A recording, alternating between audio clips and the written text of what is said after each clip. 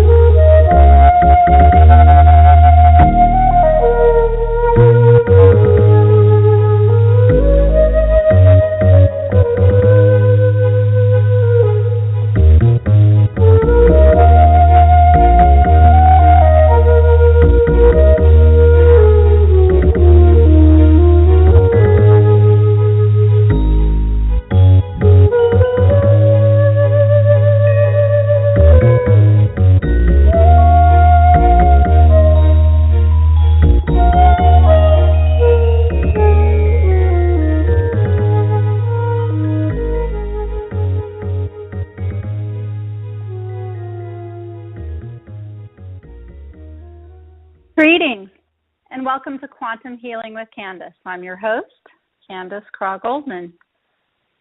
This program was created to assist humans in this rapidly changing world. While it is expanding into new realms, it is based on the foundation of the late, great Dolores Cannon's work. So thank you, Dolores, for continuing to encourage us to explore new directions and new worlds. Also, thank you to Greg Prescott and Michelle Walling at N5D.com for making this show possible. With humanity's new understanding and acceptance of the quantum world and the role that consciousness plays in shaping both our individual and our collective reality, we have plenty of subject material. I am a full-time practitioner of Dolores' hypnosis method and had the honor and privilege of working with and alongside of her for several years. You can find out more about my practice of quantum healing and my consulting and coaching services at newearthjourney.com.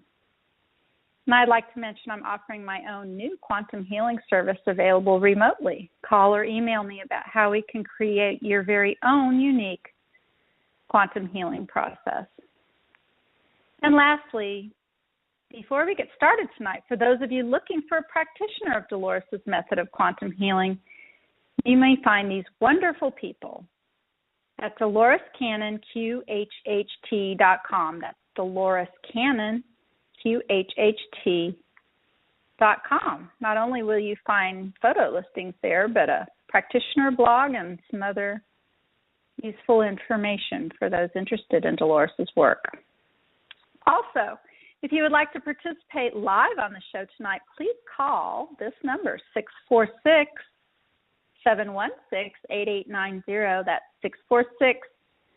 646-716-8890. And since our topic is dreaming and dream interpretation, we invite any listener to call in to tell us about the dreams you might have had. Today is January 29th, 2016, and this is the very first Quantum Healing with Candace Dreamscapes show.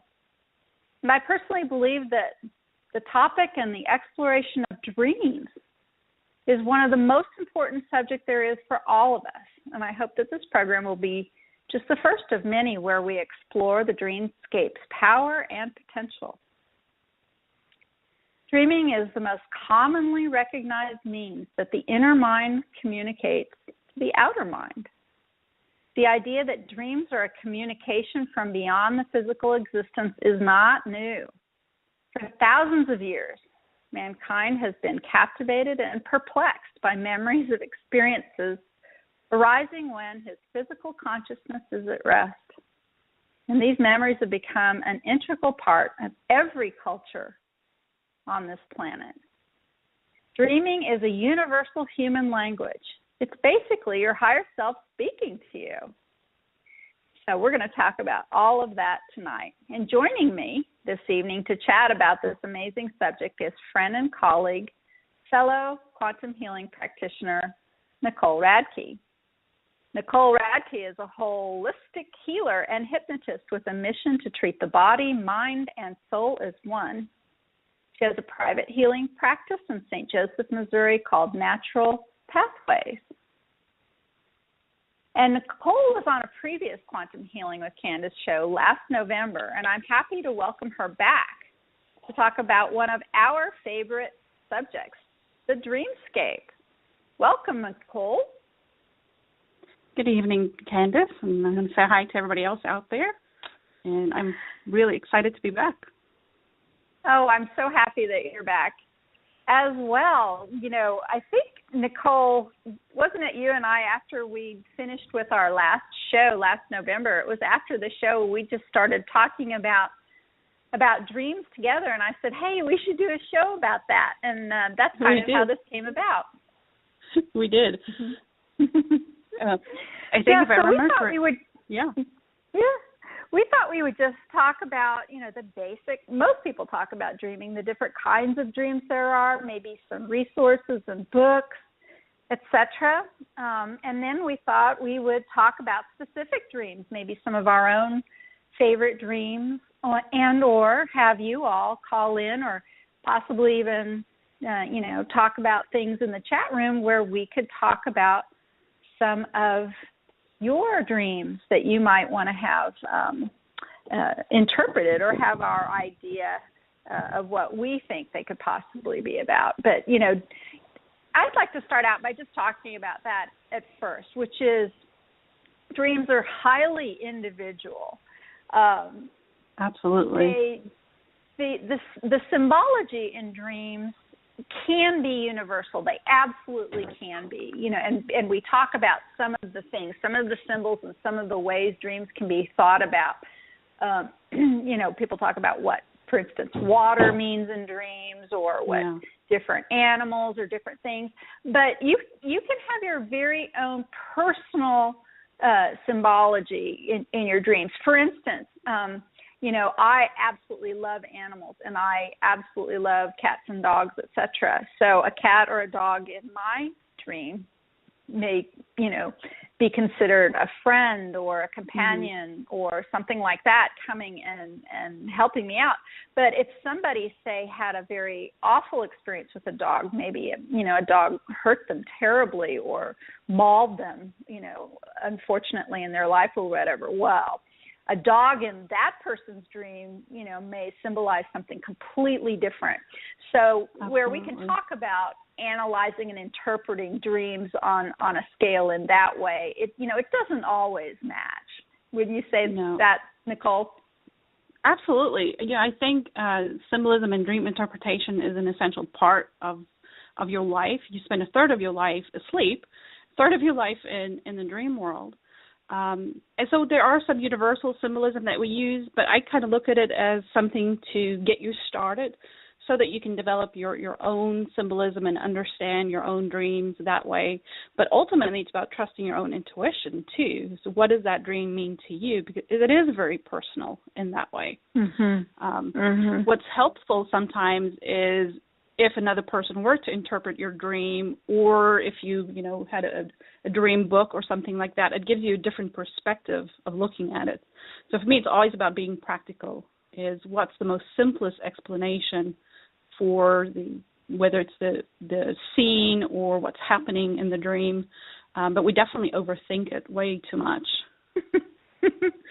Right, and dreams can be both literal or symbolic, and sometimes you really have to, think about that. And actually, I've got an interesting dream about this show, this Quantum Healing with Candace show. I actually, a week before I was offered to host this show, I had this really amazing dream, and I dreamed I was walking through my parents' kitchen, and suddenly I felt something in my insides, in my belly, and I'm just walking through my parents' kitchen, and I reach down and I actually give birth. I give birth to a kitten. And it really surprises me to no end, but I absolutely felt it came outside of me. I'm a mother, so I know this. Yes. I know what it's like to give birth. And I gave birth to this kitten, and I was I caught it before it hit the floor, and I held it up, and I looked at it, and I was so incredibly surprised and so incredibly happy, and I love cats anyway. But I had this dream, and when I woke up the next day, I thought, well, that's really interesting, and it was very poignant, and I knew it kind of meant something. So, somebody might think, well, it means, you're going to have a kitten come into your life. Well, that might have been kind of literal, but that's not exactly it at all. What happened was I happened to be exactly a week after I had that dream. I was in my parents' home chatting with the lovely Michelle Walling when she said, hey, I have an idea. I think you should have your own show. And that's amazing.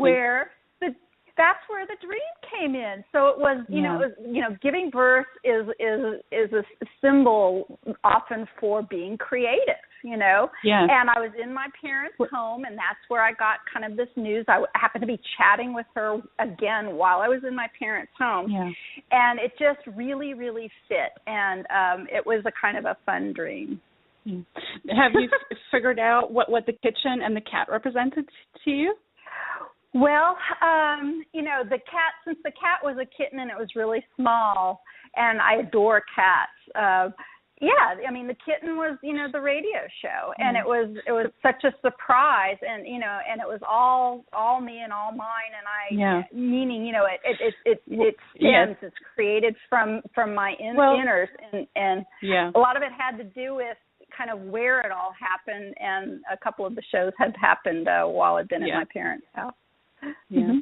Well, it's interesting. The first thing that came to mind when you said, talked about the cat is, cats are known to have 9 lives, and you work with past lives.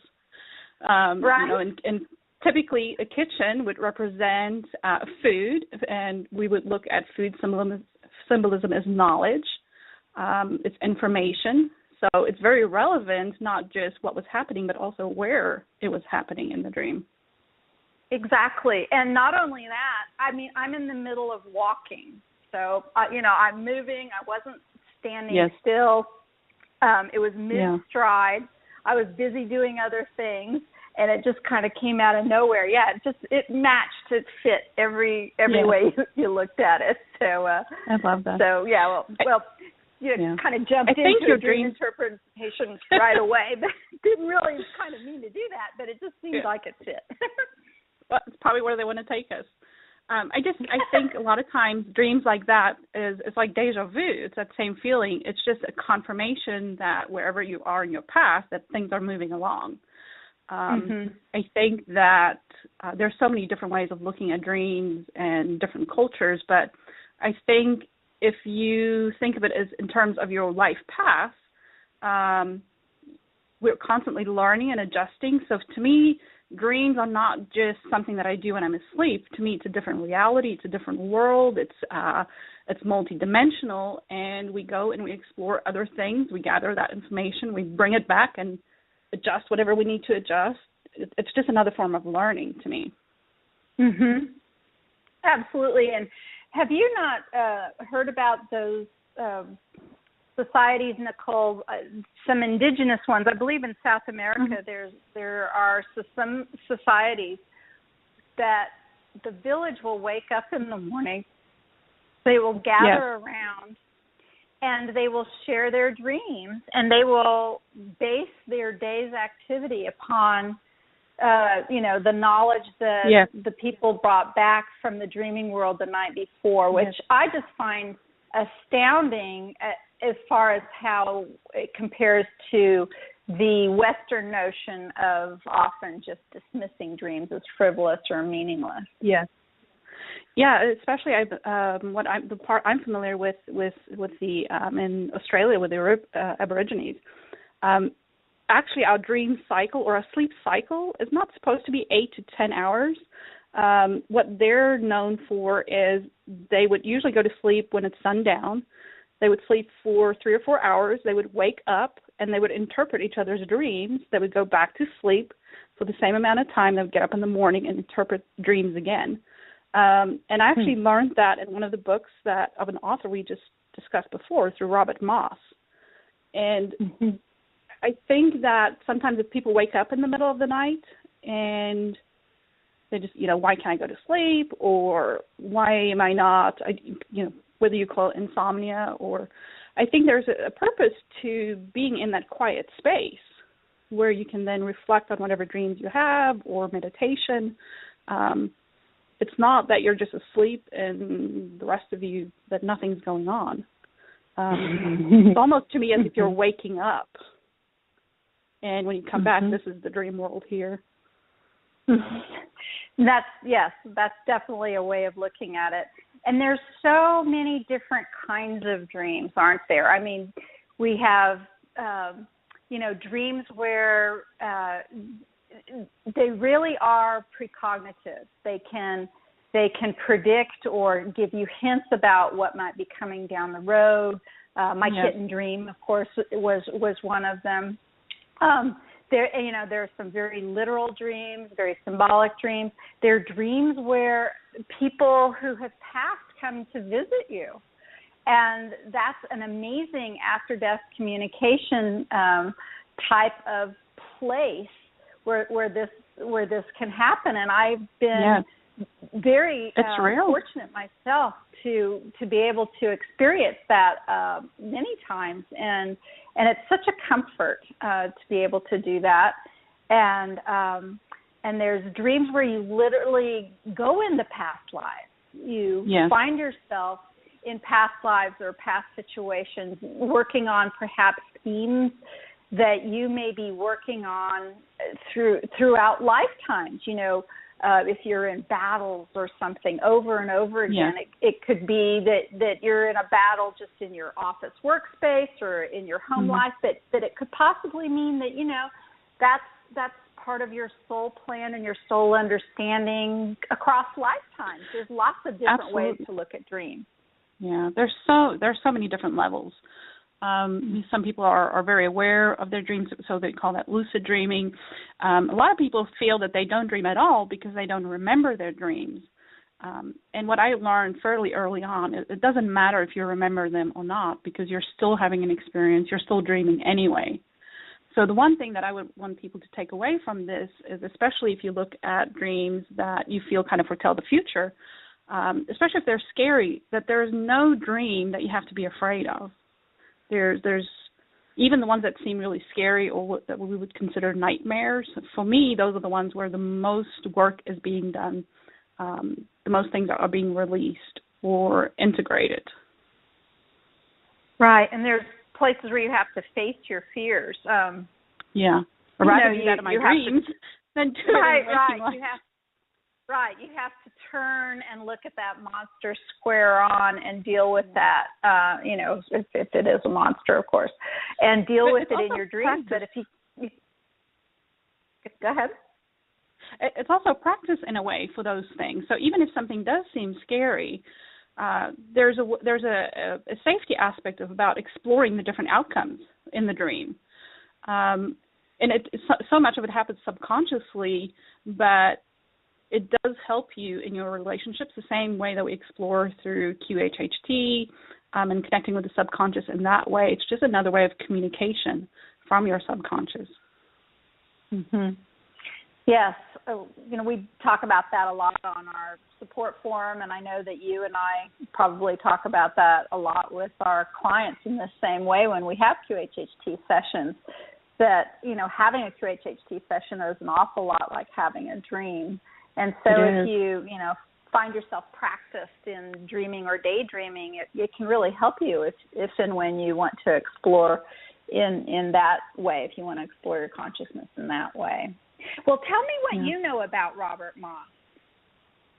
Well, I was introduced to him through a friend of mine, and I read his book, and off the top of my head, I can't remember the name of it because I don't have it with me right now. But basically, he was just talking about the anatomy of dreams, how to begin to interpret your dreams. I did have the opportunity to actually correspond with him a little bit on Facebook once about some dreams, and he's a very interesting, very intelligent guy, and he just has a very fresh perspective on dreams, but in a way also using those old ancient techniques and just really, I kind of think of it as like helping you to understand your own internal language, if that makes sense. Mm-hmm. And then to actually have whatever healing you need to take place. He has really good exercises. So for me, he makes it very practical, which that's something that I like. It's not just, well, here's the dream symbolism, this is what, it might or might not mean, but here's how you can actually change your dreams. This is how you can go back into your dreams. So his suggestions that he has is really powerful. He really brings a lot of validity to the experience of the dream, where the Western world kind of, shrugs its shoulders and minimizes it and says it's not that important. I think it's vitally important, your dreams. And those people who say they don't remember their dreams, there's a lot of reasons for that. And why don't you tell me what you think some of those reasons are, Nicole, and let me see if I can fill in. Yeah. Well, what kind of reasons do we not remember our dreams? The first one that I would always consider is, are you on any kind of medication that would maybe make you sleep more intensely, or that might affect your dreams? That's definitely a factor. But then other than that is if you're so busy and you're so tired, just from day-to-day living and work and kids and all these things, it could be that your physical body's just sleeping so deeply that you just don't remember the experience. Other factors could be that maybe you're not supposed to remember what you dreamt, because can you integrate the information back into your psyche? There's so many different things, from a psychological aspect to chemical to spiritual aspect too. And I think your belief system can kind of interfere with some of that too. If you have a very particular belief system and you're maybe afraid of your dreams, or if you've had a lot more nightmares, those kind of things, it could be that there's a fear factor involved there too, either subconsciously or. But if you think about and actually, there's ways that I've been able to help people to like kickstart their dreaming. If you become more self-aware, through meditation or just living more conscious lifestyle, you'll begin to experience more facets, more aspects of yourself. So it could also be an indicator of where you are in your self-development too. So you're not going to be overwhelmed with information. Does that make sense? Is that kind of along the lines of what you might think? Absolutely. I know for myself personally, dreaming is so important to me that the nights or the mornings that I wake up that I might not remember my dreams, they feel very strange to me. I don't like it at all. It's very disconcerting, but I do have those nights. But a lot of people will say, I don't dream. But I pretty much, when I hear that statement, say, well, just because you don't remember them doesn't mean that you're not having them. I do believe that, to remain healthy and walking upright on the planet, you kind of have to sleep and have to have the dream sequence go on, whether or not you believe or remember it at all when you get, back into conscious awareness. Yeah, no, I absolutely believe that everybody dreams. And, I think that's just kind of your soul's way of checking in on yourself, too. There's dreams I've had that I wish I didn't remember. My husband always gets in trouble for that one. He has dreamed Dan. That's him, whole different character. But I think the more you want to explore who you are, the more it will be revealed to you. In the beginning, I used to be so obsessed with interpreting every dream and journaling it and writing it down. And it got too much because they were so detailed that I would write for an hour every morning if I had to do that every day. So what I've noticed is the ones that I really have to remember or that's important, I'll remember years afterwards. They'll just, there's some that just kind of stand out. So I don't worry about it too much, but if I wake up and I feel, okay, this was an important dream, then I would start looking at it a little more and maybe bounce it off a friend or so. But I had an interesting dream. You know, you mentioned that your kitchen dream. I had a kitchen dream as well a few weeks ago, and I've kind of been on this kick to be healthier, to kind of cut red meats and all the bad stuff out of my diet. And I was eating too much candy, got a headache, and a couple days later I had this dream. I was in a house, not my house, and there were people coming to look at the house because there was supposedly some paranormal activity. And long story short, there's one part of the dream I ended up in the kitchen, and I walked in, and there's this woman lying on the ground, and her head looks like she has a head injury. I'm grabbing the phone, I'm calling 911, and there's another lady trying to help me. And the next moment I look down, and instead of a person, she's a candy bar, and I'm unwrapping the chocolate bar. And I'm very lucid in the dream because I'm thinking, okay, this is weird. What's going on?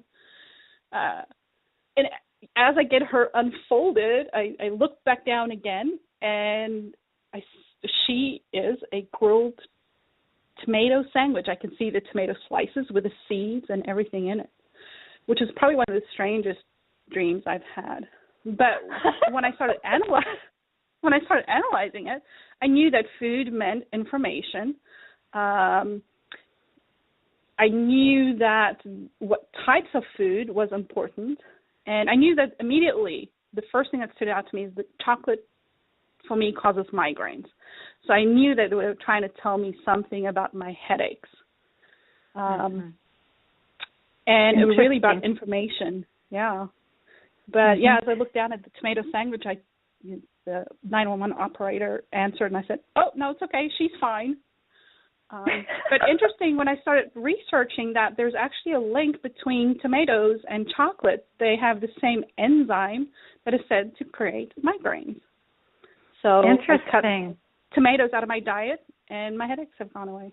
So interesting. But I would never have put two and two together, you know. No, and you said it was a house, but not your house. So what do you make of that symbolism? Yeah. Well, to me, a house is, if it's my house, then it's either someplace that I feel safe, or it's my territory, you know, so to speak. Somebody else's house would just be unfamiliar territory. So maybe in a way, you know, if we think about the head has to do with your consciousness. So maybe in a way I'm trying to expand my consciousness. This is why it was paranormal, because it's unknown. Maybe even a little bit of fear in there. So maybe I have a fear about expanding my mind. Perhaps that was part of why I was getting headaches, was just the intensity of information or the energy. To me, the 911 would symbolize that I'm trying to reach out for help. It doesn't necessarily mean that there's an emergency, or that it's not necessarily a negative thing. So to me, you can almost look at every single little aspect and just say, okay, what if I take the dream part away of it? What does that object mean? What does that scene mean? And then slowly you start putting the pieces together. But you know, to me, it's more about what level of the house, because if it would be like down in the basement, that would represent your subconsciousness. It's what's beneath. On the main floor would be, you know, maybe a little more on the surface. The kitchen would then have to do with information or with knowledge. So it's not only important about, you know, what was happening, but what is the whole picture, the cohesiveness of all of it tell. And I think that's the importance between dreams from night to night also, is because all in all, it kind of creates this tapestry. So you can even look at dreams, a series of dreams, and see overall what would those dreams tell you instead of just the individual ones. But there's all kinds of ways you can look at them. Yeah, and I want to remind our callers that we'd be happy to talk about your dreams, too. If you want to call in, just press 1 when you call in, and we'll pick up the phone, 646-716-8890, in case anybody out there wants to talk about a dream that they've had. You know, talking about Robert Moss, he's this famous author who has written, I think, 23 books or something like that. Just an amazing, prolific author. Many of his books are about dreaming. He was a novelist before he got into some of this, but his story is so interesting, primarily because he was a sickly child. He had 2 near-death experiences when he was just a kid, and some of this seemed to kind of set off his understanding and knowledge of these other worlds. But Nicole and I are referencing him because he's written many books on dreaming, and one of the books that he wrote that talks about in particular, or in part, dreams, is a book that I reference a lot, especially to my newly awakened clients. And the name of that book is The 3 Only Things. And that references the onlys of only, it's only your imagination. We hear that. It's only a coincidence. We hear that all the time, and it's only a dream. Taking all of those things and marginalizing them and making them seem insignificant. But he wrote that book, and it's just kind of a great introduction into his work. But what's so interesting about this man is, how much credence and validity he gives to these. There's many different worlds you can enter, in your dreams. You can have shared dreams, and you can go to other lives, and there's so many different things. It's not just this jumbled place where you only talk to your higher self. It can be that, but you can definitely travel, can't you, Nicole? Absolutely. I think that's just another way of creating. We know in a way that we create our reality here. The dream world is no different than that. You can access parallel lives that way. You can explore your creative abilities. To me, it's very, very real, and it's just another facet, just another aspect of you. To me, well, maybe you can look at it as like maybe different chapters of yourself. But I think the book that I read from him was Active Dreaming.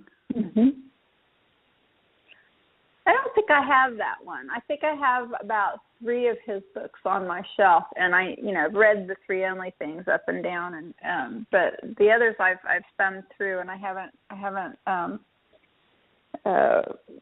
gotten to know them as well as that one particular book. But what's really fascinating about this guy, he has this story that in one of his and he calls it the near-death experience. He actually was like bouncing around the surgery. I think he had a burst appendix or something. Yeah, and it's such a great story. But he's looking down, and it's all bloody by his body, and he doesn't like looking at it. And he goes and finds his mom in the waiting room. He's left his body. His consciousness is gone. And she's looking really sad, and he's a kid, and he's like, well, mom's here, but she's sad. Well, I don't want to do that. And he floats out the window, and there's like an amusement park very near to this hospital. And he goes and he kind of plays around in the amusement park for a while. And then suddenly he meets these other beings, and he doesn't know exactly what happens. He kind of, and I know this kind of moves into the near-death experience realm, but, these places all just kind of cross. You know what I mean? There's I don't think you can separate them. Intersecting. Yeah, exactly. But the interesting part about this is this guy, he says he ends up kind of being adopted. Now, just listen to this.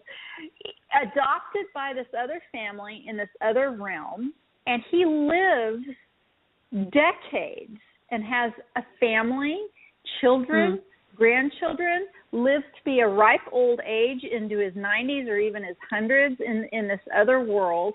And then when he passes away as this other person, he wakes up, and it's the next day after the surgery of his appendix as a child. I mean, that's just crazy.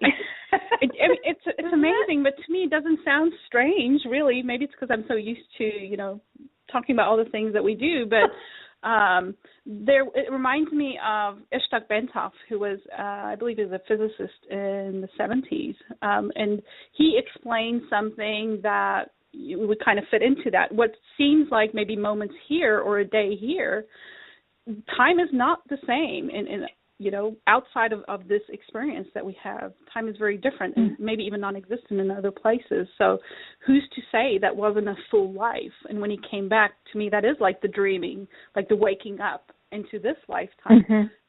Maybe he dreamt in that other life that, maybe it was a dream within a dream. It can get pretty convoluted, but I know that anything is possible.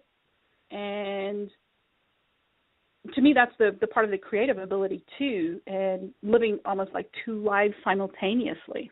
And you explored something else, came back, and okay, we'll continue this story here, and then when I leave here, I'll go and have another story. But I don't think you can separate the different realms, whether it's dream or near death. It's everything is so connected together, and we're a part of everything, and everything is a part of us. So we can only understand by separating it and individualizing it that way. It's all just consciousness, right? So the consciousness, is just traveling kind of in different ways, with different connections and in different realms. I had a client once come to see me, and she's one of those clients who says, I can't tell anybody this because they'd lock me up, and it's true. There are people who are in institutions who, just shared too much with psychiatrists or doctors, and all kinds of things happened after that. But this particular woman would go to sleep some nights, and she would wake up a completely different person, another woman who lived in another city with another family, different children, a different career, different everything, different body, different all of that. And yet she was aware of both lives. And she said it always took her about a day to remember to switch over to be the next person, this other person where she had a different name and a different career. I think she was a stay-at-home mom in one life, or pretty much, and then the other life she was like this, businesswoman carrying a briefcase, and one they were very different lives. One was more rural, one was more urban, and then she would live that life for a while, and sometimes it would be a few days, sometimes it would be a few weeks, sometimes it would be even several months. And she'd get so used to that life, she'd go to sleep then in that life and then wake up back in the first life, and then there'd be no time that would have passed for the first person. So she may have, gone and spent months being the second person, and then she comes back and she's the first person again, and it took her a day then again. She said, it always takes me a day to remember who she is. And she says, am I crazy? And it's a very unique story, but I said, I don't think you're crazy at all. I think you're being multidimensional. I would totally agree with that. And how, to me, that's kind of a gift to be able to remember all of that. And, obviously she can still function in whatever life she's recalling. It doesn't sound like it's interrupting her in any way. But I remember a couple of years back, there was a story actually in mainstream media where a woman had a similar experience. Just she woke up and it was a different life, different family, different job. And I think it happens more often than we probably admit. I have so many people that walk in and say, oh, my gosh, I have the craziest dreams. And I'm like, we're all having them. Everybody's dreams seem kind of, weird and strange. So, you don't have to fear them. But it's all quantum. You have to look at it from quantum physics to really understand the time associated with it. Have you ever had, Nicole, any dreams that have connected you with information or in other ways to any clients that you might have had? Oh, absolutely. I've had several. Well, there's one that's really interesting when I first started doing QHHT, I would have a dream probably about 2 days before I would see my client. And I had one particular one where I dreamt I was on a street looking at a house, and there was a man that drove into a driveway. But it was very animated in a way that he had dynamite, and he blew the car up. But when the client came in, what was really interesting is her dad actually owned a dynamite company for like almost 50 years. And I believe he had passed sometime a few years prior to that. But yeah, that was his business. That was his job. That was his work. I don't know why I had the dream, but I think it was just as I was busy connecting with her. And it also shows you that you start resonating with people much earlier than when you just walk into their presence. So that was a pretty interesting one. She was really surprised when I told her I had this dream. And then I had another one that actually helped with information on in finding a body. I had a dream that I was in Germany, and I can't remember all the specifics of the dream, but basically I was going up the river and I was looking for somebody, and I kept seeing beer bottles, but what stood out about the dream is how things kept floating up to the surface and what the terrain looked like. And I was talking to a friend who had somebody that she knew, a boy had drowned, and they didn't find the body. And but you know, just comparing notes between everybody, they were able to look in a place that looked similar to what it looked like in the dream, and they actually found the body. So you never know. You don't know when the information, you need to share it, who do you share it with. I don't think you can really worry about that. If you're supposed to connect with somebody else with it, it's going to happen anyway. You know, you're going to talk to them, or you're going to get the information to them without you having to worry about doing it. But a lot of times we dream things about other people, especially if it's, you know, if you dream that, well, somebody's going to be in an accident or things like that. And those can sometimes be a precursor to something happening. But I think the first thing you need to remember is your dream world is the same as your waking life. It's about you. It's an aspect of you. So you have to look at, you know, if you dream about your mother, you know, what would your mother represent? It might be the reality of your mom, but it can also represent, you know, the nurturing of yourself. So you always want to look at that aspect first, especially if a dream scares you. Take the emotion part out, and then just look at, well, in relation to me, what would this mean? But I think it's the more you're kind of tuned in with people, that will happen. I've heard that one way of doing that is by kind of retelling the dream without using kind of the nouns of what it is, and just, what things feel like, you know, if it's a car, well, it's something that's moving me or something, you know, like that. So it's not the object. You kind of, you have to remember that the object isn't always really what it is. It's just it's the meaning behind it, you know.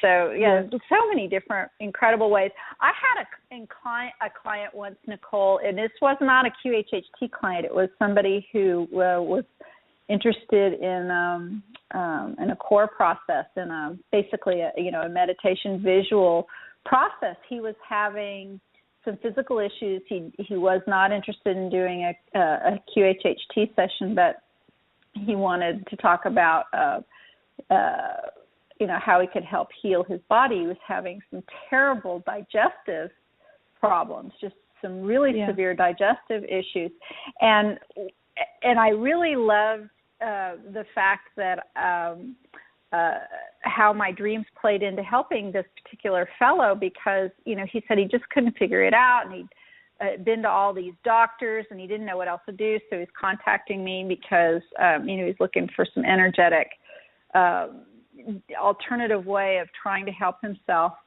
and so he was telling me that, and then we set an appointment for the following day to talk more on the phone, and I happened then that night to have a dream about this person. And I dreamed that we were talking on the phone, but I could see him, and he opened up his mouth, and all of these worms came out of his mouth. I mean, just big worms came out of his mouth.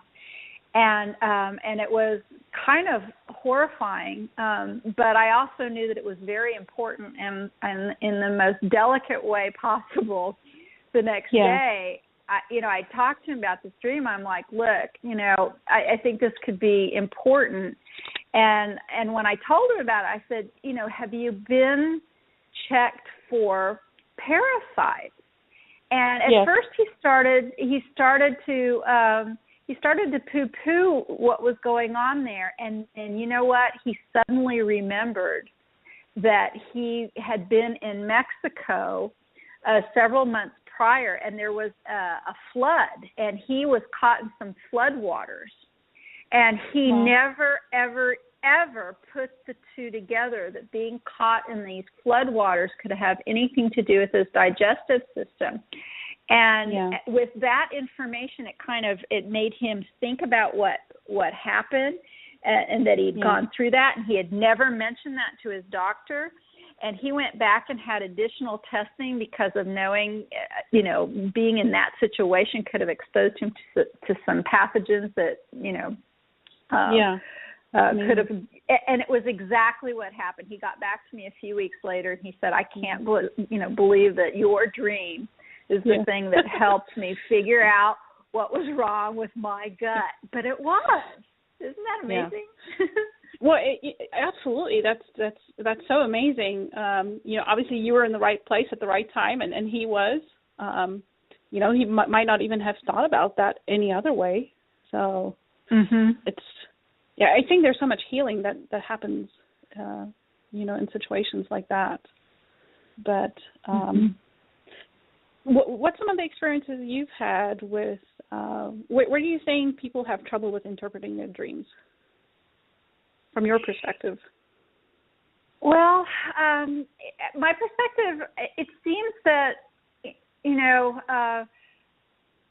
after the initial or often said idea of I don't remember my dreams, once you pass that, the next thing that most people say is, well, they're just jumbles. They don't seem to make any sense, and then they just dismiss them. And I think that's a very common way of looking at some of the dreams that they've had.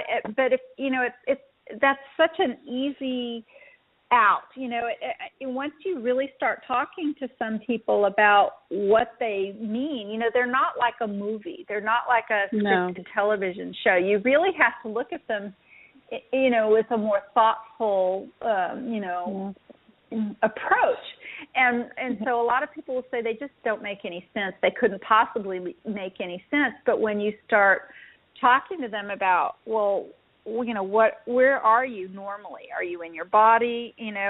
Does it feel like you? And are you normally with people? Or are you normally, what's going on? And when you start asking some of the basic questions, it all kind of comes out. I think it's pretty. No, I think that I would totally agree with that. I think that people jump the gun, and they look for some very deep inspirational meaning when it's really just very obvious and on the surface. Those dreams that kind of seem like they're jumbled together, I would look at them as maybe individual dreams. Again, take each part and separate them out, and then afterwards you can look at the big picture together. But it's definitely a journey, like everything else. The more you look into it, the more you'll understand it. I think that your dreams it's a great way of just exploring. It's just exploration too.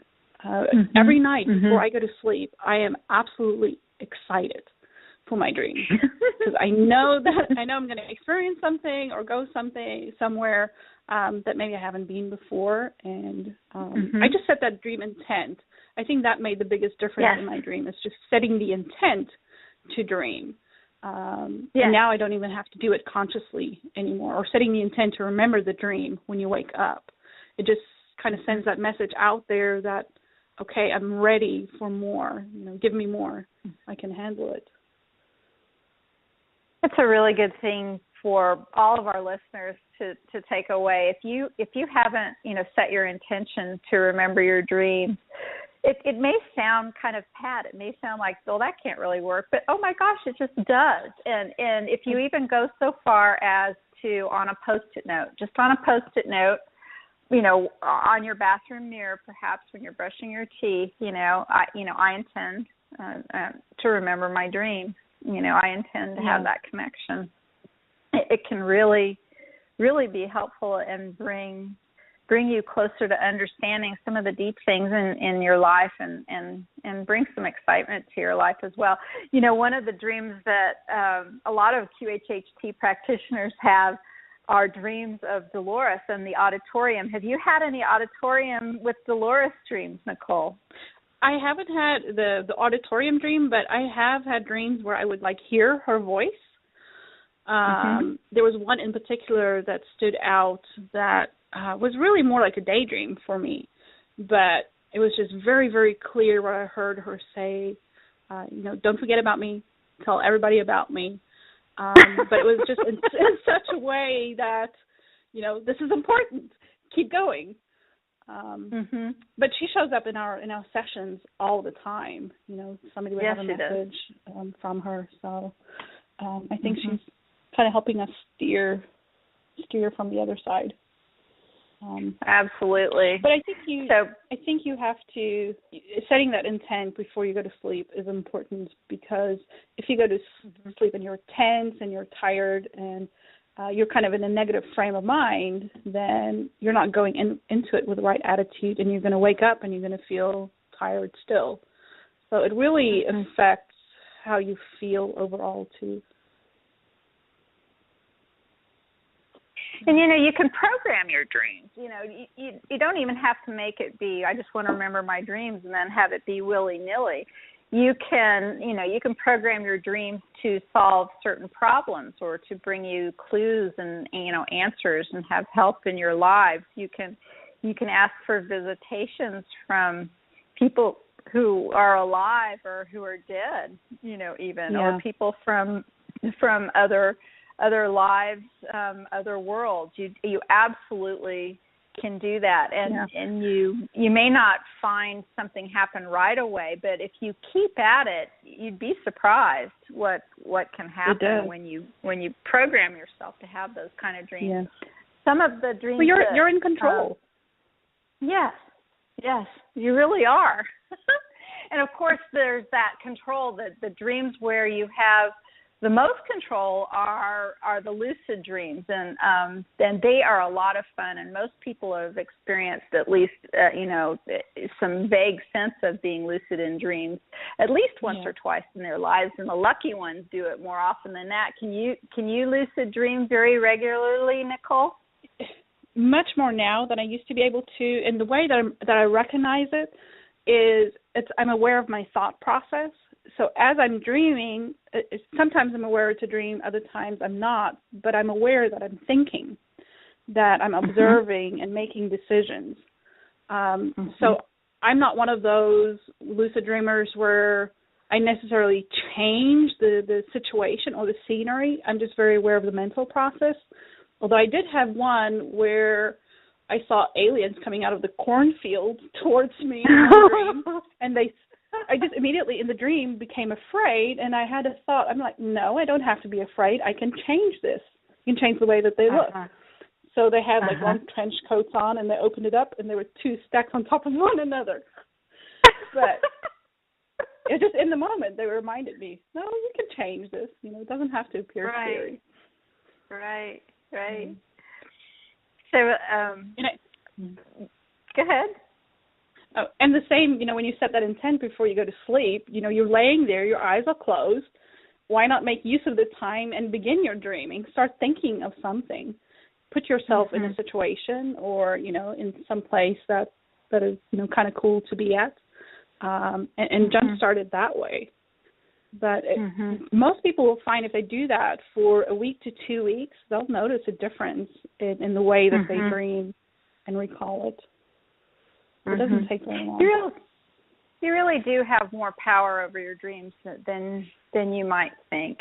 And one thing that I like to think about dreams is think of them as a place to go for healing, no matter what it is that's going on in your life or in your world where you would, enjoy some healing. You can create in your daydreams, you can begin to create thought forms that then you can go visit in the dreamscape. It's kind of like, pre-building your dream during the day. And which is, another reason why I learned a long time ago. I do not watch horror movies of any kind. I don't do anything like that.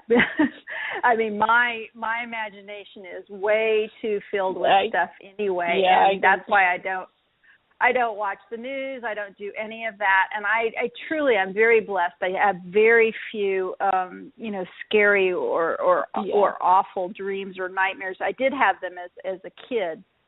But I learned about my nighttime adventures so much so, later on in my life, I realized what affects them and what doesn't. So I totally stay away from those kinds of things. But I really love the idea. I mean, I've created this amazing healing. I have a whole healing island that I've created for myself over the years, and it's got a dock, and it's got a path. It's got a waterfall. It has a temple, and my temple is open air, and there's all these incredible animals up there, and there's this bed that I can lay in that's kind of like a lounge chair, but it's kind of like a bed, and it's always, I'm surrounded by archangels and other healers, and I go there when I've got some sort of physical or other issue that I'm looking for help from my seen and unseen beings, and over the years, there's incredible consistency for me by having this place, and everybody can make that. You can have your own healing place like that. Yeah, and it can be whatever you want it to, whatever you need it to be. It can be that. Yeah, I would like to, kind of talk about what some of the symbols typically mean in dreams to maybe get people, thinking in that direction. Sure. Because for instance, I think about cars, and so many times we dream we're either in a car or, we're driving, or sometimes you drive and you want to slow down and you can't brake or you can't accelerate. If you think about a car, this is how I judge whether there's a good dream book or not. As I flip it open and see what it says. So your car is your vehicle. That's that's your body. It represents your body. Then you can see, are you in the driver's seat? Yes, I'm in control myself. Are you in the passenger seat? Are you in somebody else's car? That's a good one to know. Very practical. Then if a car is on the road, this is a path. You have to look for the movement in the dream. What action is taking place? And I think that was a big switch for me once I started realizing that there's an action that happens in a dream. And I think Robert Moss talks about that too. It started revealing the flow of the dream. But, I think the vehicle one is perfect. I had a dream recently where I was driving my mother's car, and my mother's elderly, and she was in the passenger seat, and I'm driving, and it's her car. And of course, that means she's kind of handing over the care of her vehicle to me now because of what's going on in her life and her world. So I think you're right. The vehicle is a big one. How about some others? I would also look at yours as almost you helping her out in her body, exactly. Kind of helping her navigate, helping her to make whatever transition, she's preparing for and all that, in the scheme of life. But the breaks too. Is sometimes you just feel like you don't have enough intensity behind it. I'm trying to think of what's another one that comes up fairly often. Water. What's water mean to you? Or how do you think about water? So a lot of dream books will say water represents emotion, which I don't necessarily disagree with, but I think that water represents consciousness. Mm-hmm. And like the amniotic fluid, that's how I see it. It's etheric low. It's not necessarily level, but for me it represents consciousness outside of your physical body. Maybe when we talk about the higher self and that. When I think of emotions in dreams, I would much, thinking of different words, I think more in terms of seeing tornadoes, weather patterns. To me, that means more than emotions. But the water, to me, it also conveys, it flows, it moves you. So it moves you from one point to another, which for me, that doesn't mean emotion. So that's the one thing that I do differ from most books. Especially big floods, too. Dreaming about big bodies of water coming through. I think that, that really plays into our life and times with, the raising of the consciousness on the planet. I think that's why a lot of people dream about floods. Yeah, and I think, that water is if you think about water, it comes in waves, right? So we know that most energy can be described as frequency or wave patterns. So it's much more about the energy behind the dream or behind your life than the emotional part of it. But you can definitely look at it both ways. It's not going to hurt anything. But I think thinking of it as a consciousness is more helpful. And there's those very common dreams like going to school and not being prepared for the test, right? School dreams to me, let's see if I can make this easy. I see them as overlay dreams. So I think what really happens is you're actually being educated or being taught something, you're learning something on an energetic level that your physical brain has no way of interpreting what's happening. So you have to bring that information back and translate it to something that's known to you. And that's why we see it in the school aspect. So literally you're being schooled.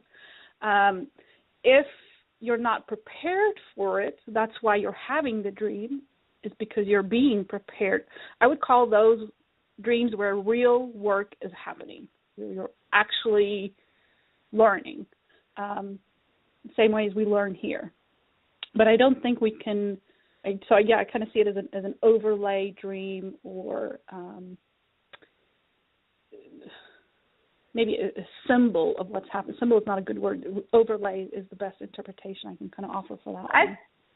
That's really interesting. I haven't thought of that before. Hey, Nicole, we finally have somebody who is raising their hand. Can we set aside our typical dreams and pick up a call?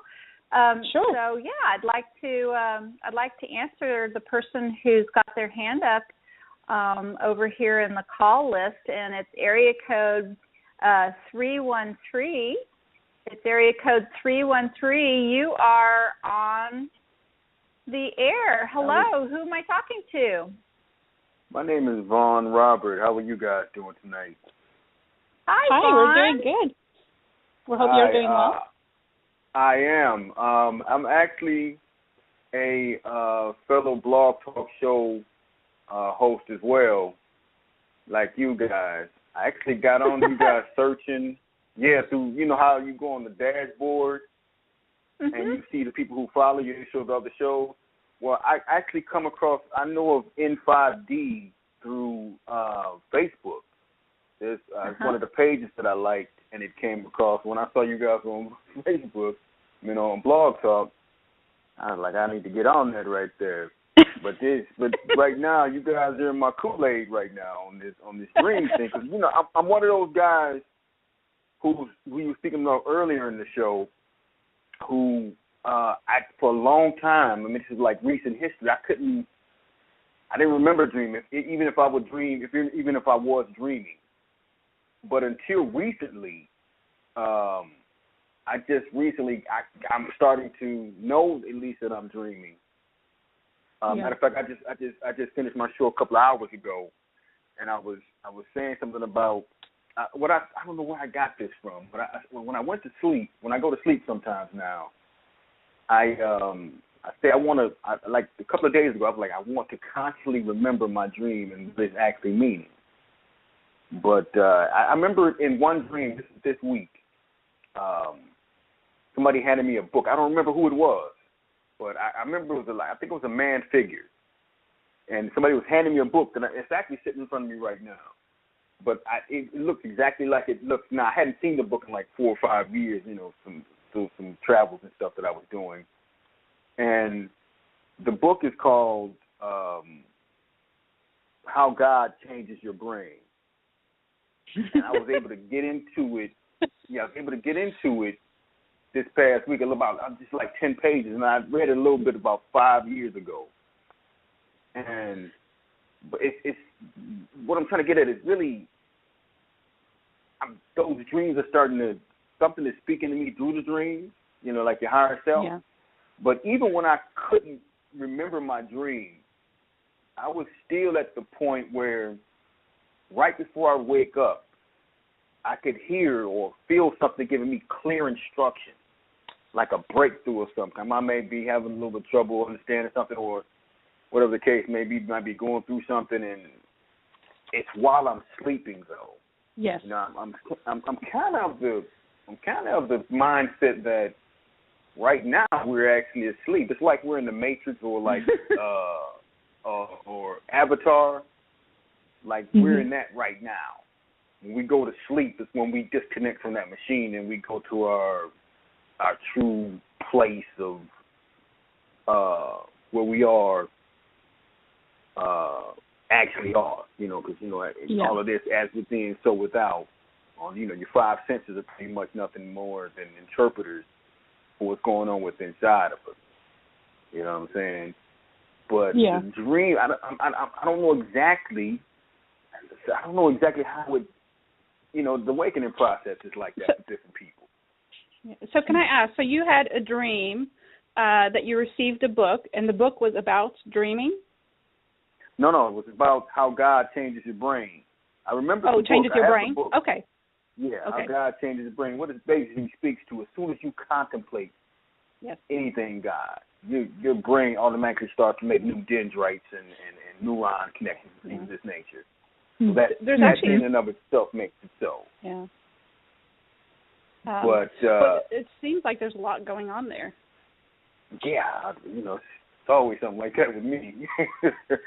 I got to go to work in a little bit, but I wish, to me, I'm actually endeavoring to get to a point where I don't have to actually do that. I can just sit around and do this all day long. Research stuff like that. That's the stuff, I'm actually enjoying where I'm working at right now. I work in a plastics factory. I'm enjoying it, but what really drives me, what really gets me is the stuff I talk about on my show, the mystery, the knowledge, the search, stuff like that. Vaughn, give your show a plug. What's the name of your show? Oh, man, my show is One in the Spirit. I'm on twice a week as I speak.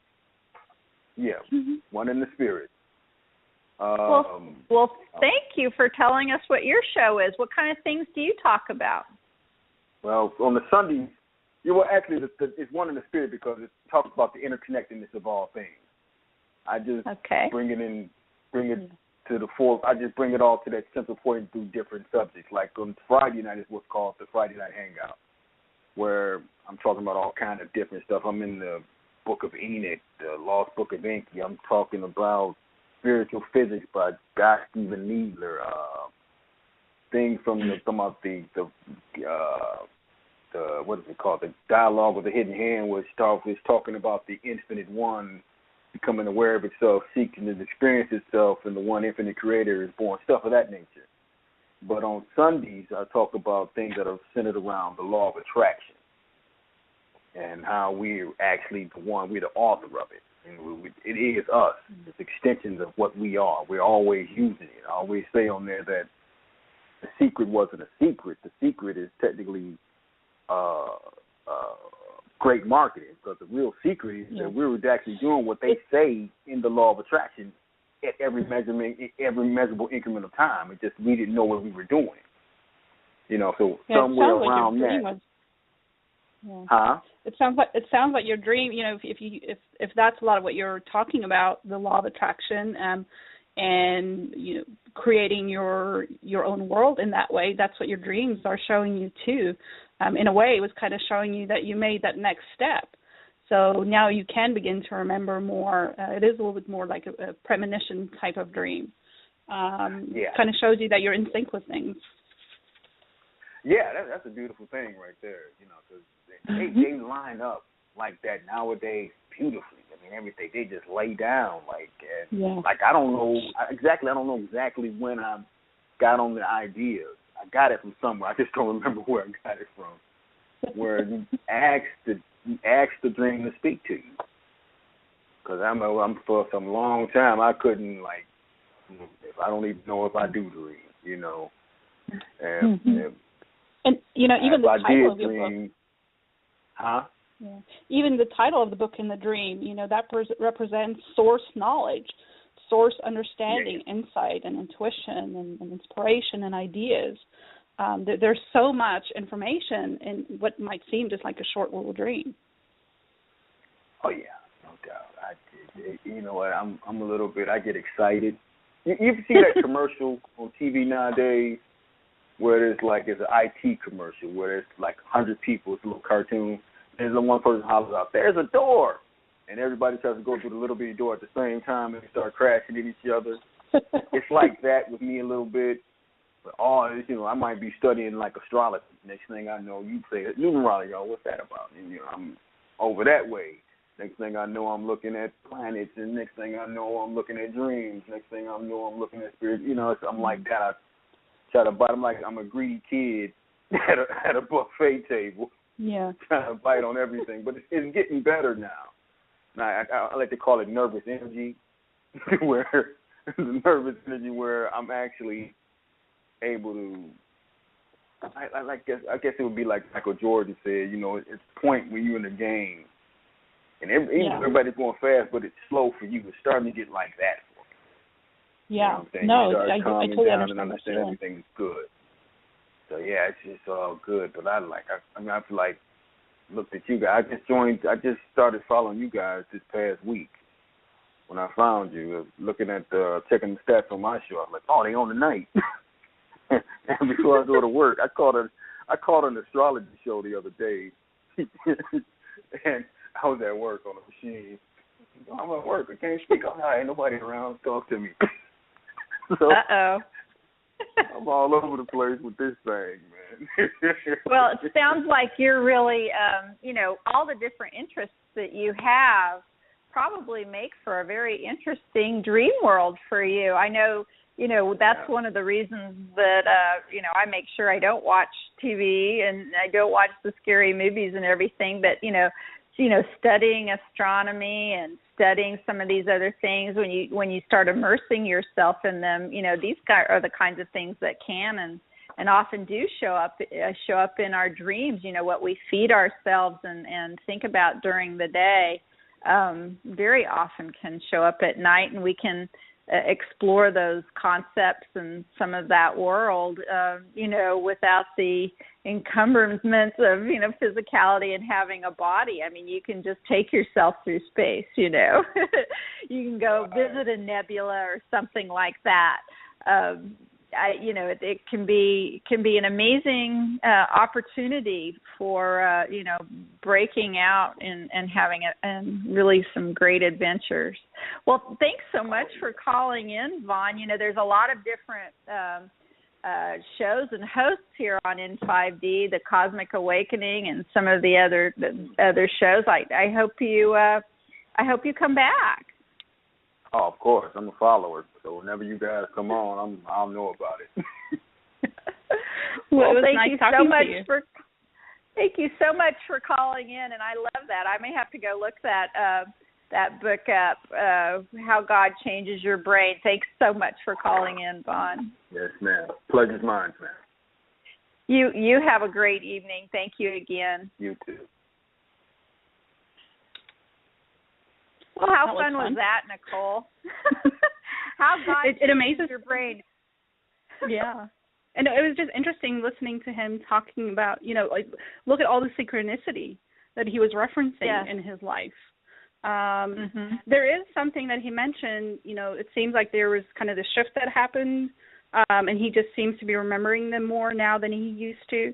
That's true on many levels. It seems since about December 2015, we've gone through this shift, I would say an astrological shift, if you want to look at it from that perspective, where the time is here. We are more conscious. Those channels are open, and people's switches have just been flipped into the on position, so you better be ready. But it's an exciting time too, because it kind of tells you that you're stepping into that new world. I think that also brings up an important point of looking at dreams with children, because kids tend to have more scary dreams, and that is just because they feel more vulnerable. As a child, your world that you live in is a little smaller, but I think it's important for parents to be able to help their kids by talking through the dream. I remember my daughter telling me about her dreams one night, and she was probably about 6.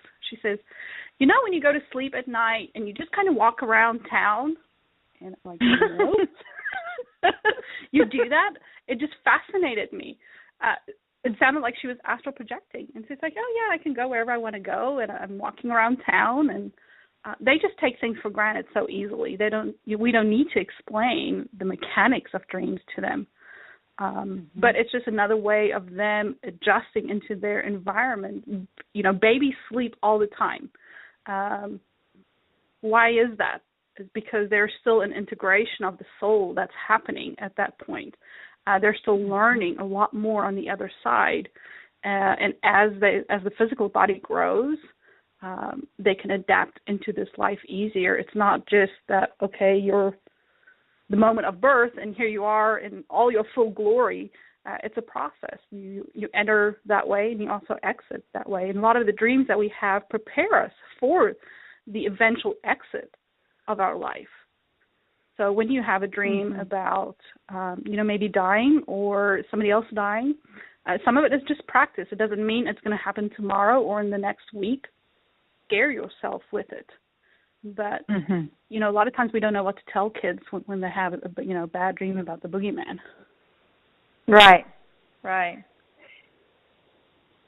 Yes, that's a really, really good point. That, a lot of times what you're doing is you're giving yourself a safe arena to contemplate these things, even if they aren't imminent. It's a way of making yourself feel either prepared or sovereign or strong, So it's just another layer, another way of looking at it.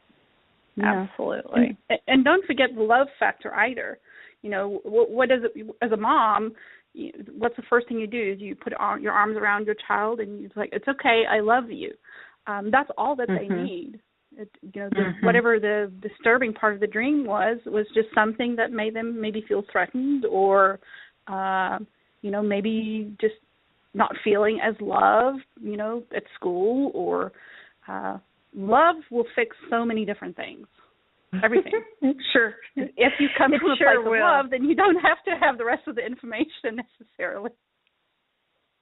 I mean, how many stories, how many dreams, how many movies, how many things have we had offered to us, shown to us in this way, whether it's a dream world or not, that if it's threatening you, if it seems big, if it seems looming, if it seems, like it's accosting you, rather than being fearful of it, rather than fighting it, if you try sending it understanding and love, very often it just melts, right in front of you. It just disintegrates, and then it's no longer a threat for you. It's the dream world, the dreamscape is a great place to work these kinds of things out. So I want to tell you about a dream I had just a couple nights ago. It was an auditorium dream, so I expected Dolores to be there. And it was the biggest auditorium that I'd ever been in. It was like a Super Bowl kind of auditorium. And it was packed. I mean, it was so packed. Everybody was in the seats. Everybody was, on the steps. And there was a few quantum healing practitioners, that were coming in at the very end, and we were like the very top. At the very, we were getting like the last few spaces. There weren't even as proper seats anymore, but we were just squeezing in, like right in before the fire code, people were going to shut the door, lock everyone else out. And the place was just bursting. And it was like the whole entire audience, auditorium was holding their breath, and it was like the whole auditorium itself was breathing, and we all were kind of weighted. We were all like holding our breath, waiting. And I don't know if it was like Dolores Cannon and others, or if it was just going to be her, and it was really quiet, and we were early. We were just early. I think that is. Yeah. Dolores wasn't there yet. So, I mean, I'm fully expecting to have this dream either again or next time when she does come out, or when something happens. But really nothing happened. It was like we were all waiting, but there wasn't anything quite there yet. Now, how would you interpret that dream? Well, the first thing that comes to mind is just, the theater, the auditorium, that it's the audience. But also it's a place to gather. So, think of it as a convention. I think that you connected with other people in the same place, whether maybe they remember, dreaming of the auditorium at the same time or not. But in a way, in that realm, whatever world you're in, we're all connected, or you connected with other practitioners, other healers, other energy workers. And to me, the silence part is just that we're just waiting for the right moment. Everybody's prepared, everybody's ready. And the fact that, Dolores didn't show up yet in the dream, that it was still coming, shows you that there's still little work to be done. There's still little time left. But I just think of it as a gathering place. And that's how you experienced it. Somebody else might have experienced it in a very different way. It's not, for me, this auditorium is so familiar. I don't know if you read the book, The Application of Impossible Things, Natalie Sudman's incredible book. I have not. If you haven't, I so recommend this book. It's very thin. It's also very cerebral. You must read it slowly. There's so much there's not one wasted word in that entire book. It's all about her magnificent near-death experience that she had. She was in Iraq and was in a vehicle that went over a bomb, in the road. Wow. And she was transported to this place. And what I love about hers, and there's so many fabulous, we're kind of getting off track a little bit here, but it really does play into the auditorium thing, dream world. She was sent to this auditorium in a split second in her near-death experience. She spent, eons of otherworldly time in part, in great measure, in this auditorium. And so anyway, I highly, highly recommend her book because it's so different from other NDE stuff. there's great NDEs out there that talk about the emotional heart connectedness, this, the love tsunami thing that happens when people kind of, leave their bodies and come back. But what I love about Natalie's is it's none of that. It's none of that at all. She very cerebrally looks at the information that was given, and there's some very funny parts to it, and there's some very endearing parts, but there's not a lot of that kind of lovey fluff stuff that that I find can be.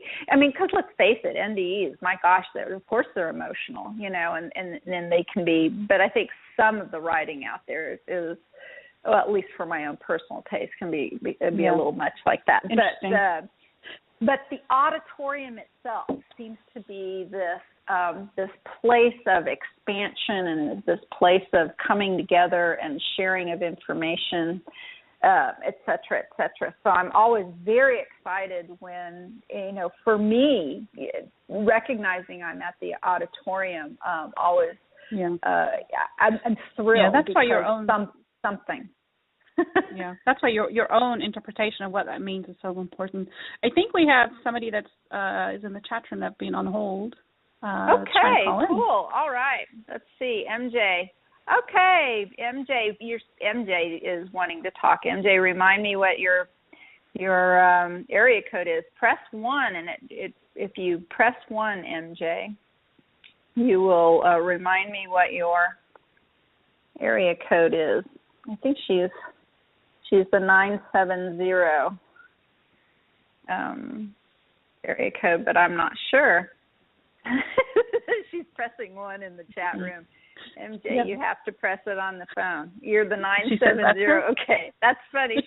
That's funny. There she is.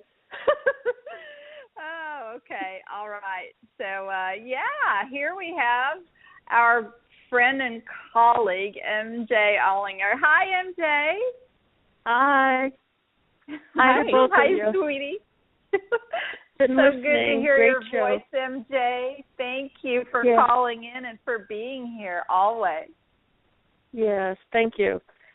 I have a reoccurring dream that I would like for you to give your spin on interpretation. And the dream is I travel. I'm always traveling. And part of the travel, I do some teaching. But when I go to find my room at the hotel, I don't have a clue.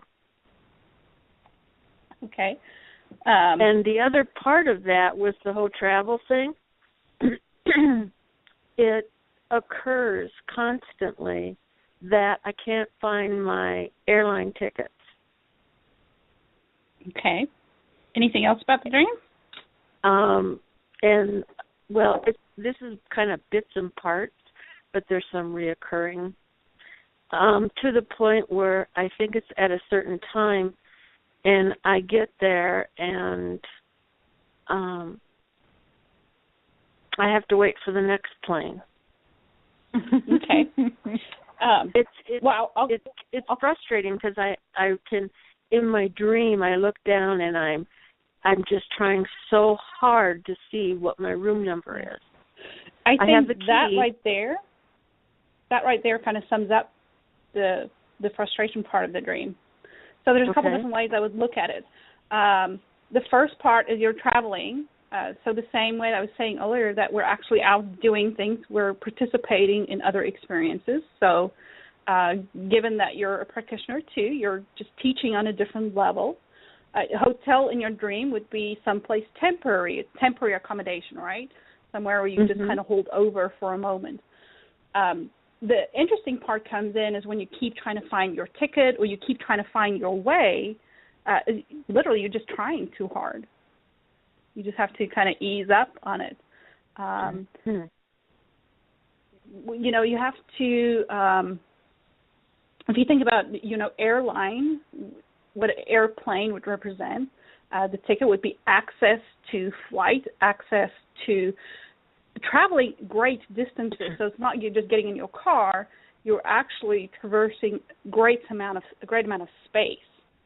But that, you're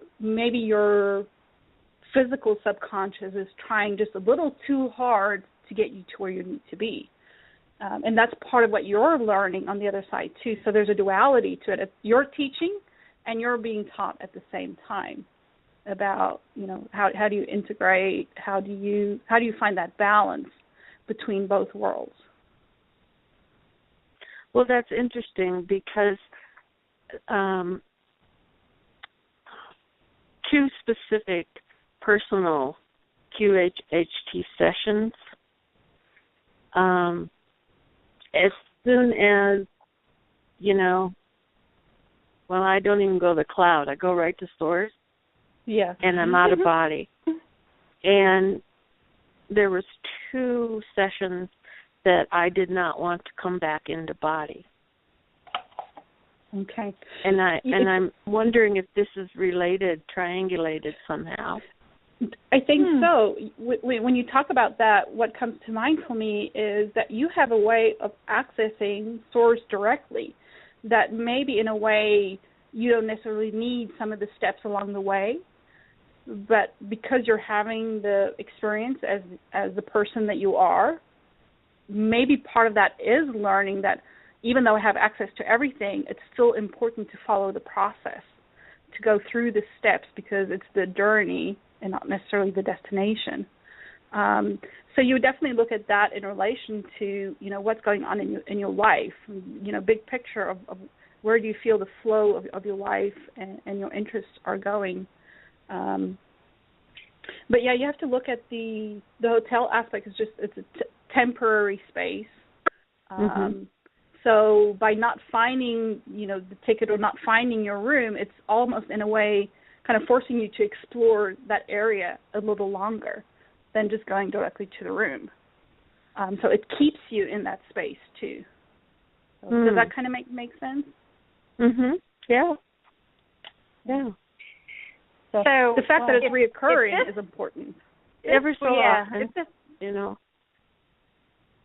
If this were my dream, I might, I kind of got a visual when you were talking about the room that, you finally get to the hotel, but you don't know, where your room is. And you were starting to say something about looking at your key. You're looking at your key, but you can't see anything.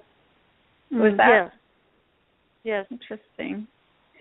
So the visual I got was, that there's this place, this, and I like Nicole's sense of it, this temporary place with all of these, let's say cubicles or options or rooms. And, you're just not sure which one is yours, but it's very kind of impersonal, It's like an impersonal place. But it's this impersonal place where you need to be temporarily, but you're not seeing even where that is right then. And that's really interesting.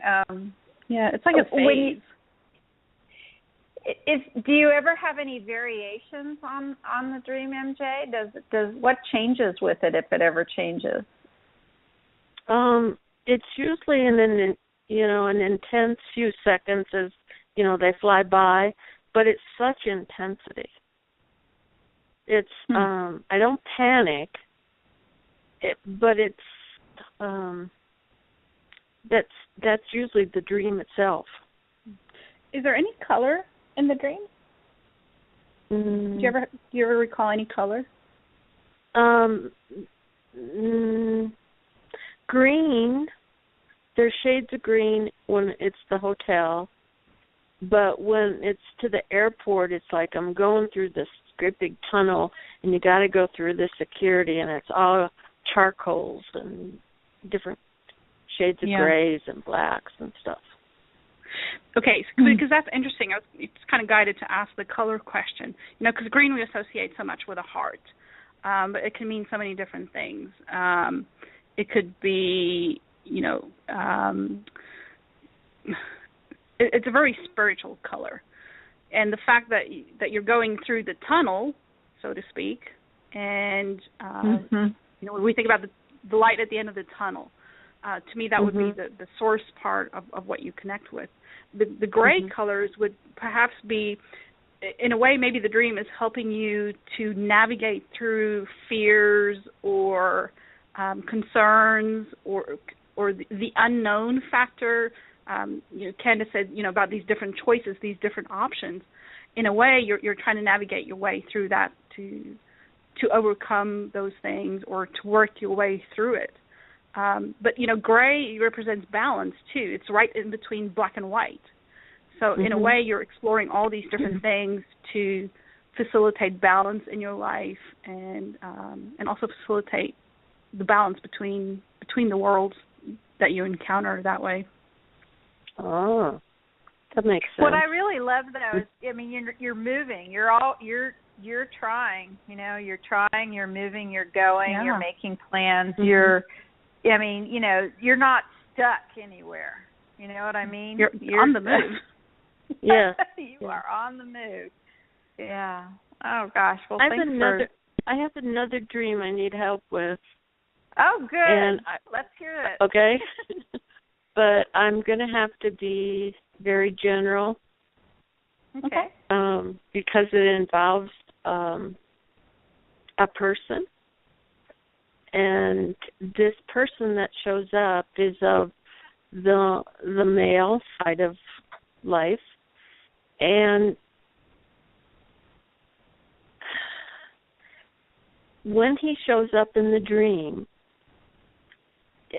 it's always like in a guardian type of but it's like we kind of pass in the night, not literally, but whatever's occurring, he's calling without being verbal. I don't know how else to say this. But it's such a comforting feeling. But the person that shows up in the dream is an actual person that's living currently. Okay. So the fact that you feel the comfort part of the dream, to me that would show that you're connecting with some type of guide aspect, some type of sense of that. The reason that the person looks familiar to you, and the way that you can interpret that is, what would that person represent to you? So one is, what's the relationship, between you and that person, and also what's their character. When you think about them, how do you perceive them? How do you perceive their views and their values and their character, and see how that person is reflecting something in yourself. I'm trying to think. I can only use an example. Sometimes when you dream those very comforting, familiar people in your dreams, it's almost like there's a connection in the eyes, or there's just a very deep sense of knowing that comes with it. It doesn't always sometimes it's just being in the space, sharing the space, but they're trying to maybe tell you something about the person that you're seeing reflected back at you. So that's kind of a good starting point, is how do you perceive this person? How do you view them? And then that's a really good. From there. That's a really good point, Nicole, because there's arguments against this next statement I'm going to say, but it's valuable to always think of it this way, which is every dream you ever have, even if another person is in there, another character or something else is going on, it's all about you. It's all about you. So this person, whoever that may be, this character, what is it about that person, that quality of that person that's either in you, that you would like to be in you, that you wish to be in you, that maybe wanting to come forth from you, etc. So I think that's a really good way of considering why a person like that might show up. Yeah, and I agree with that, because you're the one having the dream. So you have to look at it from that perspective. Is how does that apply to me? It doesn't mean that you're selfish or that, you know, you can look at the other aspects after that. But the same with QHHT. We look at characters or people in our lives the same way. What do they reflect back to ourselves? Because everything is about perception. Another person is going to experience the same individual in a very different way. Nobody sees another person the same way that you do. So it is important to the self aspect of that. Well, is it when people experience a similar scenario, is it our subconscious that are drawing that genre of personality into our dream? I don't think they're drawing their personality into the dream, maybe in the way that you're asking the question. I just see it more as there's something relevant about that character. You know, what's the 2 or 3 main things that stand out to you? You mean about the person? The other thing that is also interesting when you look at that is if it's somebody of the opposite sex. Usually that represents your subconscious if you look at dream symbolism. So if you're dreaming of somebody of the same sex, that would be representative of more of your conscious state of mind. So yes, in that way, it is your subconscious reaching out to you, but it's a little more. It's a little more than that. Is it a counterbalance? I would think it's a way of supporting you. Yes. Sometimes when we see people that we know in our dreams, we tend to, and I'm not saying this is in this case, but sometimes we over dramatize things. Is we add the emotion and everything else in it because we know that person, in some cases very intimately. You have to be able to step away and say, okay, on the surface, let me start there. What would that person represent? It's just another aspect of you. But sometimes they represent very beautiful attributes or talents that we don't see in ourselves. And your dream is a way of introducing that to you. Mm-hmm. Right. And, and this person, may be someone in your life or someone that there may be something about them that you either, very much admire, or there's something about, their strength or something like that, something that you connect with that you might like to see, more developed in yourself or more brought out in yourself or something like that. I mean, that's certainly one way of looking at it. At least it gives you, a beginning place. Yeah. Okay. Yeah, it would be. And I have one last question. Go ahead. Well, you guys are really good. Thank you. And that is, and I hope the listeners are benefiting as well. There was another dream that I would have, and it even through childhood every so often, and it was about a horse. I didn't live on a farm or anything, but it was a horse, and a beautiful black horse. And I'd be like getting busy, and all of a sudden in my activities, it would be days later, I'd discover, oh my gosh, who's taking care of my horse? And it was neglected. So I took that as I was perhaps neglecting or not paying attention to my own type of spirit. Yeah, or something within you, very powerful in you, something very powerful in you that needed running or expression or something. But that it was black. I mean, that's interesting too. That could possibly be, one way of looking at that is shadow self, Okay, that was another thing. That mysterious side of you. Yeah. I wonder if there's a past life connection with that too. The worrying about whether the horse is taking care of that. yeah, the color would be. I learned something interesting recently in a QHHT session about colors and how they represent different emotions. And so many times we try to separate emotions out. We try to, pull them apart, and you really can't. It's like the rainbow. They all kind of flow into each other, and all together they make white. So maybe the absence of something, would be the opposite. That would be the black part. But yeah, to me, there's just a sense of strength and mystery about it. But yeah, I wonder if there's a past life connection, especially since you had it, so early as a child when it started. Okay. Well, my what affected me was I felt the animal. I would never harm an animal. Let's just put it that way. So in my waking state, when I think about that dream, sometimes I just get teary-eyed because I thought I could never have neglected an animal. Yeah. And yet it pushes. You. Yeah. Okay. That's not that animal. That's you. That's something in you.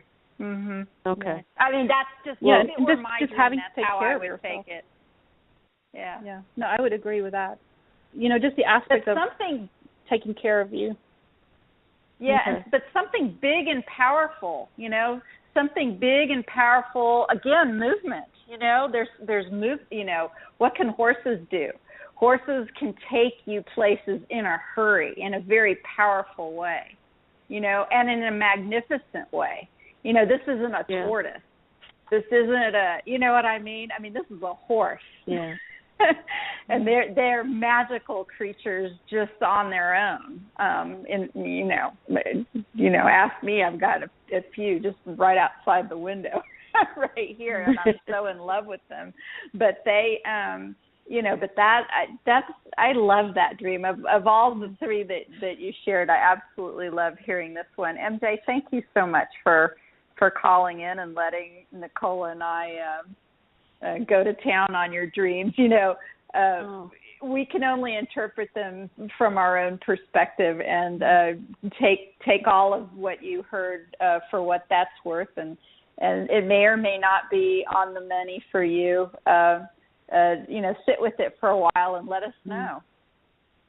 Well, I think the two of you, your perspectives and your knowledge has really helped tremendously, helped me look at it perhaps in a different light as well, and that's what this is all about, So that's wonderful. Exactly. I think that's like makes us happy. Yeah, sharing dreams like that, even just at the breakfast table with your family. Sometimes, if you have a family or somebody like that you can do, getting somebody else's perspective.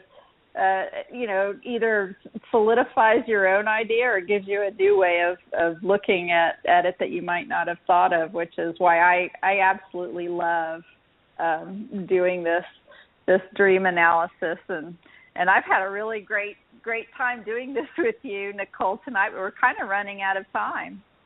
Yeah, this was a lot of fun. I really enjoyed it. I just want to kind of add, too, with the horse, and when you look at animals in your dreams, same way as people, you can always look into the spirit animal interpretation or meaning of it, but the same, what is the characteristics of who shows up in your dreams? Yep. Great dreams indeed. Okay, well, thanks, MJ, and thanks all of you who called in tonight and who've been sitting in the chat room, and those of you who might listen to this show in the future. And thank you so much, Nicole, for being here. Please tell our listeners again how they can find you in the future. Thanks. Well, thank you so much for having me. They can reach me on my website. It's www.naturalpathways.co. And I'm also on Facebook. They can find the link that way. And I absolutely enjoyed tonight's show, and I'd love to do it again. So, good. I hope people start exploring.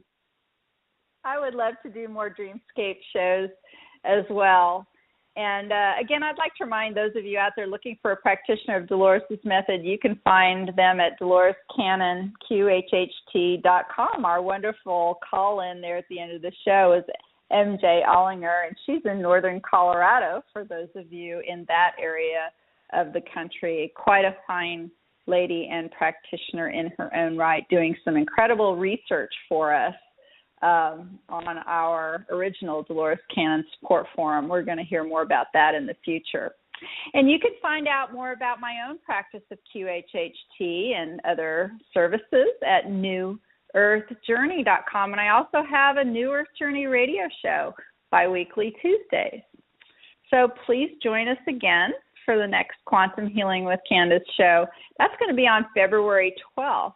And QHHT practitioner and homeopathy specialist Carol Neary will be joining us that evening with some really interesting stories, and you're not going to want to miss that show. So until then, thanks again for being here. Sleep well, sweet dreams, and many blessings to you all. Good night, everyone.